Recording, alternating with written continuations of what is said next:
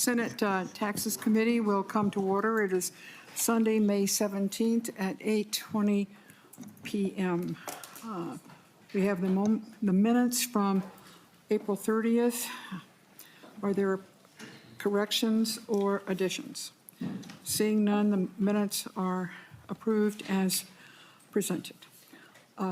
Tonight, we're taking a few minutes during this recess to present the Omnibus tax bill. It is in the form of a conference committee report. We're just going to be discussing it. Currently, the signing page is being distributed. So, and we're not taking any testimony. We're just wanting to make sure that the members understand the high-level points of this bill, and that's just the. We're not going into details, but I will tell you that there are some elements of the leaders' agreement that may or may not have anything to do with the tax bill itself, but they needed a home, and so that's what happens sometimes. Where can we put this if it can't go somewhere else? So you will see that when you're going through, you may have questions about it, about some of the things, transfers, but they were not part of any discussions held by members of the House or Senate, but among the leadership group. So with that, I wonder if just generally, Mr. Munn, would you just review the highlights of the spreadsheet? Madam Chair and members, there should be two documents in your packets. The first is the entirety of the committee report. It has a net general fund effect of a cost of $24.112 million in the fiscal 26-27 biennium, and an increase in revenue of $342.174 million in the fiscal 28 and 29 biennium. There is a second spreadsheet that details the federal conformity provisions and their effects on revenue.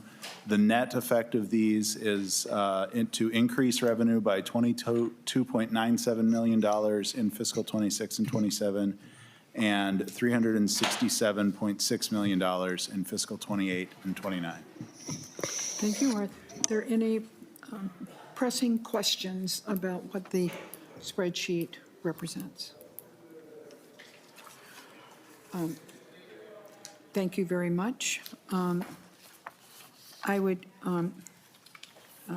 ask the members here to look through it, and if there are questions offline following this, you'll have it for some time now before the bill is taken up, because of course it has to pass the House first. But these docs are also posted and available publicly. So then we want to take a look at and using the Senate Council's research and analysis, and I wonder if we could go through that equally quickly. Our recess is only for half an hour, and we have to be back. Who's going to help us with that? Madam Chair, members, Article 1 of the Delete Everything Amendment is the federal conformity article, and Mr. Mumm has provided a spreadsheet titled 2026 Taxes, Public Law 119-21 Conformity Provisions, which detail the conformity and nonconformity items that are contained in the federal conformity article. Article 2 is the income and corporate franchise tax article, which contains the governor's SAF provisions, a one-year extension for the beginning farmer credit, a free electronic filing return program establishment, reestablishment of the pass-through entity tax election through tax year 2027, and an appropriation for the direct free filing system. Madam Chair, moving on to Article 3, sales and use taxes. There's a sales tax exemption for admissions to a professional golf tournament sponsored by the PGA and related events. And there is a provision that would allow businesses in tourism improvement districts to collect the service charge, the tourism improvement district service charge from purchasers, as long as it's separately stated, and this has the effect of excluding that charge from the sales price of lodging services. Mr. Sylvia, I believe, will continue with Article 4. Madam Chair, members, Ms. Birch and I will briefly talk about Article 4, which is the property tax aids and credits article. Within this article, there are property tax exemptions related to property owned by an Indian tribe, both modifying an existing exemption as well as establishing a new property tax exemption. This article contains the class rate changes for Class 1C homestead resorts. There are a number of sections dealing with the City of Lake City Port Authority. And lastly, for purposes of property tax specific, the one-time increase in homestead credit refunds. This would provide the Commissioner would increase by 14.88% the homestead credit refund otherwise payable to each claimant based on property taxes payable in 2026. I would note, before you go on, that amount is 125 million, and that's what brought the percentage up from 12%, which we had in our original bill, up to almost 15%. Madam Chair, yes, that's correct. Thank you. Madam Chair and members, there are also a few aid-related provisions included in Article 4. A new seasonal tax-based replacement aid program is established to provide aid to school districts based on the amount of Class 4C12 seasonal recreational market value in each district, and that has both a one-time and an ongoing component. And the ongoing component must be used to reduce voter-approved operating referendum levies. The sunset of the local homeless prevention aid program is postponed by 4 years from 2028 to 2032. And the calculation of 2027 local government aid for Northern Township is modified so that they are eligible for aid 1 year earlier than usual based on the timing of their planned incorporation into a city, and so they don't start at a base of 0. Moving on to Article 5, which is minerals taxes. This article primarily modifies how production tax revenue from Mesabi Metallics will be deposited into various funds and allocated among local governments when Mesabi begins producing and paying production taxes. It establishes guaranteed minimum distributions to certain cities and school districts for 2 years after Mesabi Metallics begins production, supported by the Douglas J. Johnson Economic Protection Trust Fund, and it establishes new fixed distributions to certain cities and school districts. And lastly, it modifies the eligible recipients, eligible uses, and maximum distributions of production tax revenue from various funds. Madam Chair, members, Article 6 is the tax increment financing article. This article contains the language that was included in the Senate's article for tax increment financing in its entirety. The only difference I will note is in Section 3 for the City of Wayzata. There was language added to notwithstand a current law requirement that prohibits tax increment for being used on parks, but otherwise the language is identical to the way it passed this committee. Article 7 is the public finance article, and that again is the Senate language. So Section 1 and 2 is the entirety of the public finance article without change as it was adopted by the Senate Taxes Committee. Madam Chair, members, moving on to Article 8, the miscellaneous article. This article provides for a 100% tax or 100% penalty to be imposed on amounts obtained through fraud, and provides for data sharing between the Commissioner and the Financial Crimes and Fraud section of the Bureau of Criminal Apprehension, the Legislative Auditor and State Auditor, and the Inspector General. And it also modifies the timing of claims for tax refunds. Madam Chair, my colleagues will continue with the rest of the article. Madam Chair and members, there are two sections, Section 8 and 9 of the miscellaneous article, and these are the two extensions by 8 years for both the Ramsey County and Hennepin County deed and mortgage taxes. The language is identical to the way it passed the Senate. Madam Chair and members, Sections 10, 15, 16, and 17 are related to an erroneous provision in the housing bill that was recently enacted, related to a cancellation of money that was appropriated for the Tyler settlement. Section 11 appropriates $500,000 for a nuclear energy study. Section 12 and 13 cancel and transfer money from the Minnesota Forward Fund. And Section 14 transfers $75 million in fiscal year 27 from the Driver and Vehicle Services operating account to the general fund. Madam Chair, members, Articles 9 through 11 are the Department of Revenue policy and technical articles for individual income and corporate franchise taxes, property taxes, and miscellaneous items. And those articles are the same as were passed in committee in the Senate Omnibus bill. And that's it. Are there any questions from the members to Senate Council? Madam Chair. Senator Weber. Thank you, Madam Chair. I've been doing some reading here. I'd like to go back to page 2, if you would, please. Section 10. On the summary? On the summary, I'm sorry, yes. Section 10, interest on loans secured by rural or agricultural property. Could you explain that further for me, Ms. Pollock?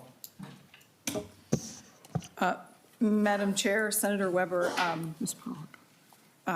House File 1 provided for an exclusion from income of interest paid on loans secured by rural agricultural. You mean HR 1? HR 1? Yeah, okay. I'm yeah. sorry. Provided an exclusion for income for interest on loans secured by rural or agricultural real property. The delete everything amendment here would require an add back for that amount that is excluded for federal income tax purposes. Ms. Pollock, is that, Mr. Munn, is that reflected on the spreadsheet? Madam Chair, it does not have an effect on the general fund. Okay. Right. Commissioner, would you join us up here for a minute?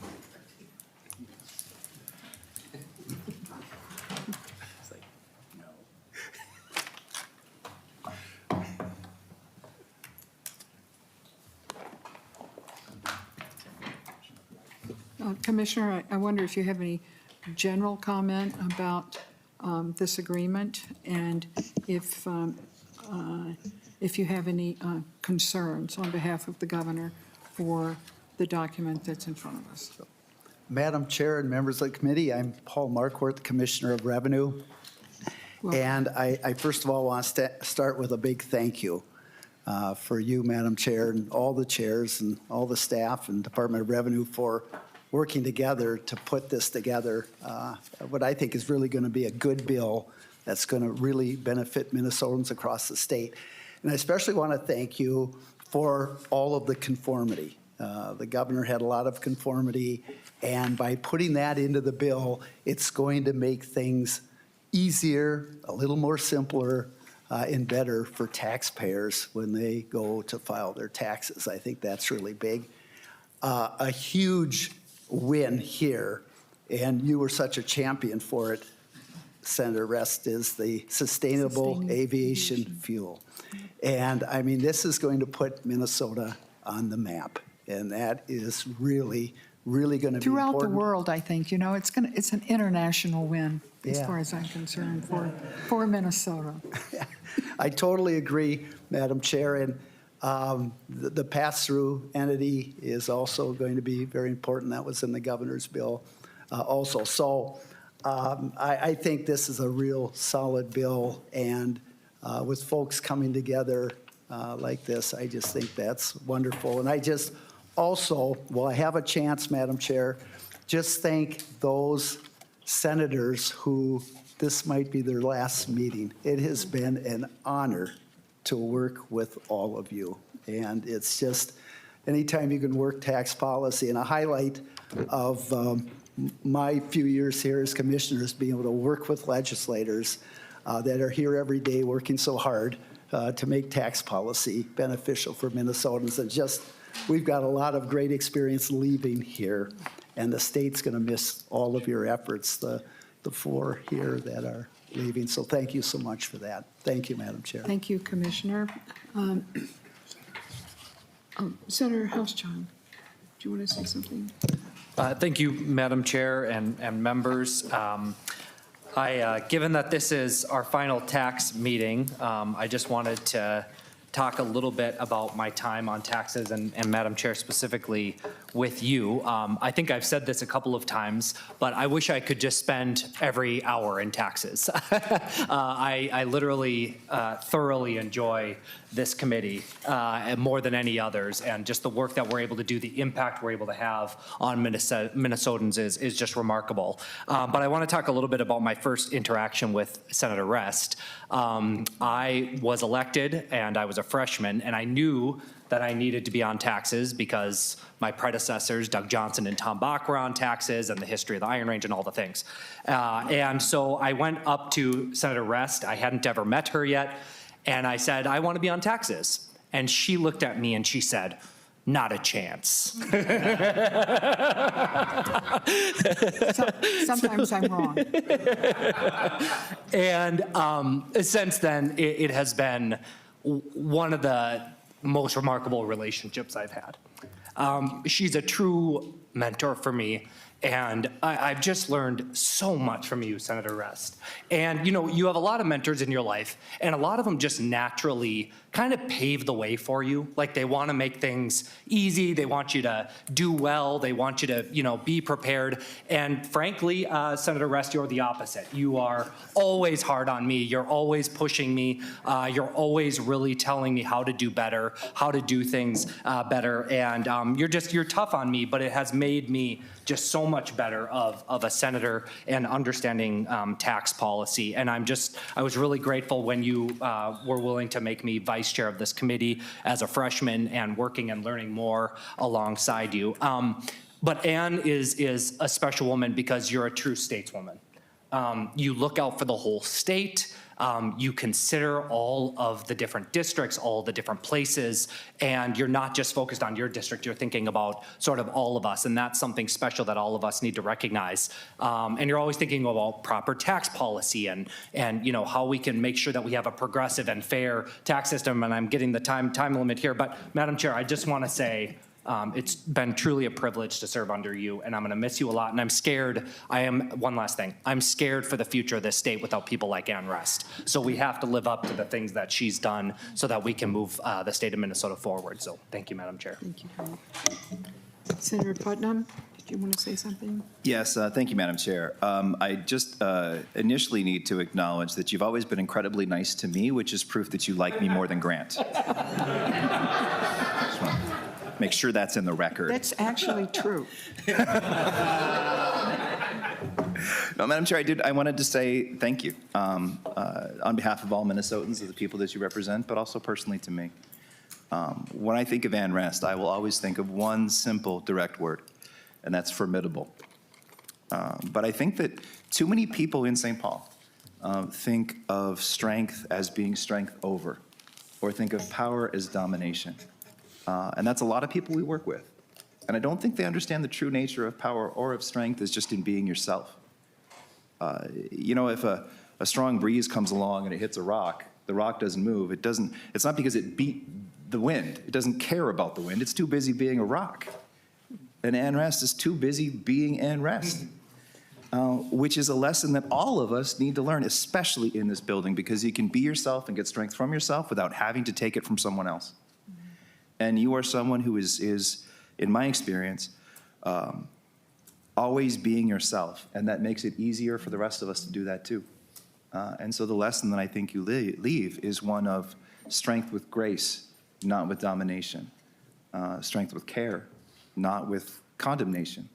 And I'll always be grateful for that and your example. Thank you, Senator Putnam. Senator Dibble. Well, I also want to say some nice things about you. I like you too. Yeah. So we go back a long way, We a go long, a long long way. I just want to reflect on a couple of things. I especially want to reflect on what Senator Weber said in his words at our last hearing, when he said, "You are a worthy adversary and a better friend." Of course, no one can deny that we've had our moments, but we've also had our really, really fantastic moments, and I treasure them. I want to just applaud your work ethic.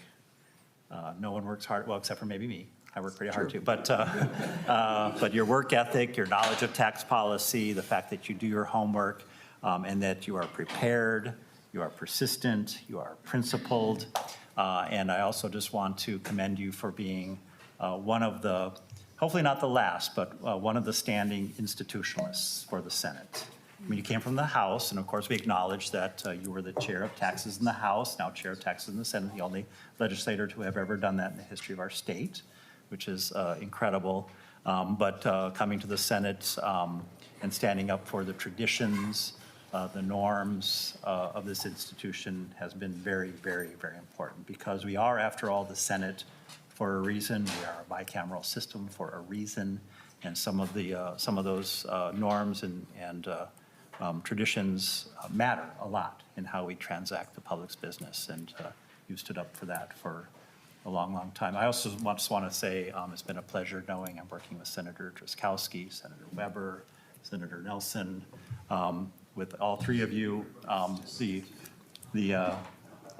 Senator Miller, sorry.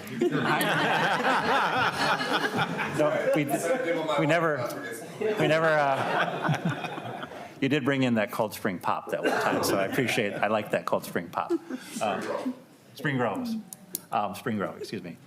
So thanks to the four of you for just bringing your best selves to this work and to the debates that we have. I appreciated that very much too. Senator Nelson? Well, Madam Chair, I could say a lot. A lot has already been said. But what I would want you to know, Minnesotans to know, is you're a good tax chair. And I always appreciate people who are knowledgeable in their field. And you are. And I also appreciate the fact that the professionalism that you have and the teacher that's in you, willing to teach us, willing to teach me. I think you make us all better. And so I thank you for that. It's been great to be on this committee. So Thank you. Senator, Thank you, Madam Chair. I just, again, extending thanks. Not only did I come in as a first term senator, but coming in as a first year to be placed on the Taxes Committee was a true honor, but also terrifying. I knew I had a lot to learn. That's good. I had a lot to learn, a lot to catch up on, and just really appreciate kind of the trust and what you saw that I was capable of doing that. And I've grown so much, not only in learning about tax policy, but thinking about how do we think about tax policy for the whole of the state, for the people that are in our state. And then not only that, but navigating my way, coming from the House, the Senate is a different chamber. So navigating those ways and learning how to think about things, and just, I've learned and grown a lot, and I really appreciate it, and thank you for all the lessons. Thank you. Senator Drazkowski? Thank you, Madam Chair, members. I won't be here for speeches tomorrow. I'm moving on to do some other things, and I'll miss all of you guys. I'll miss this institution, been here for 19 years. Madam Chair, I first got to know you through tax conference committees when I was in the House. And you were soft-spoken, but knew exactly where you were going then, and you do now. And I remember the first day when I came to this Senate building and I was trying to find my way around, and you intercepted me, and you said, "Come over here, Drazkowski. I got a bill for you to sign on to." And it was some bipartisan bill that we were working on. Yep. And so, and then you led me up to your office and showed me around there, and we got to know each other. And Madam Chair, you know taxes better than any tax chair I've served with. Your command of the content is amazing, and your genuine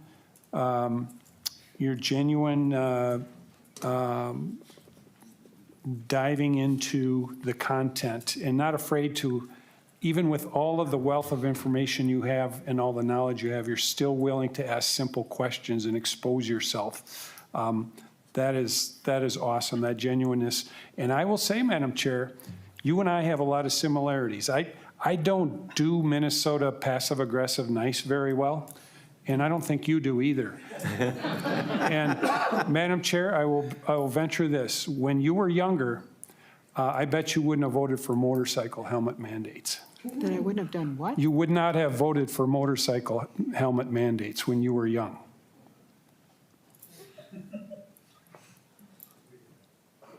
For a personal reason, I would have. Anyway, it's been a pleasure serving with you, and I will miss you and miss all the rest of the members on this committee. Thank you. Thank you. I want to say something to Senator Miller. Your tenacity is absolutely incredible. But today especially, I voted against having children on the floor of the Senate, little babies crying, pooping, peeing, you know what I mean? I just thought it was inappropriate. And and I didn't know it from yesterday, but today I saw this young man standing next to Senator Miller. Senator Miller inappropriately dressed for the Senate. He did not have a coat and tie on. That's not in the rules, man. Well, it really warmed my heart to see a young person, not the baby so much, but a young person seeing what we do for a living and standing there next to you, talking to you, and greeting the rest of us. I don't think I voted incorrectly by not allowing it, but I would rather have, anybody between 12 and 16 could be allowed on the Senate floor. But that's for another year and another time. Thank you, Madam Chair. And just for the record, I am very much a traditionalist like you, and I didn't vote for it either. But you it brought your passed, kids anyway. and we took advantage of it, right? Anyway, I want to say one more thank you to Senator Weber. This committee could not have a better friend across the aisle from the Democrats, and once again, I'm just so grateful for you. Thank you, Madam Chair. And, the one thing I tell people is I think we fooled them because they were expecting you with strong opinions and myself with strong opinions to probably clash quite often. And yes, we do have different opinions on a number of things. And I'm right. Well, as we're both going out the door, I will tend to argue with that, but we won't argue very long. Right. But the reality of it is the thing that I'm proud of, one of the things I'm proud of in my work here is that we proved with people with differing opinions can find a way to work together. And quite frankly, this legislature needs more of that. Thank you. Thank you. And I think we need to say a final thank you to our staff, people sitting on either side of me, and certainly from Senate Council and Fiscal, who have been dealing with us under exceptionally difficult circumstances. The Senate had a tax bill that went to the floor, and the challenge of communicating with members of the House who had no bill and made moving forward difficult and almost impossible. So I want to thank all of you, Ms. Pollack, Ms. Sylvia, Ms. Bursch, and Mr. Monk. So with that, we are adjourned.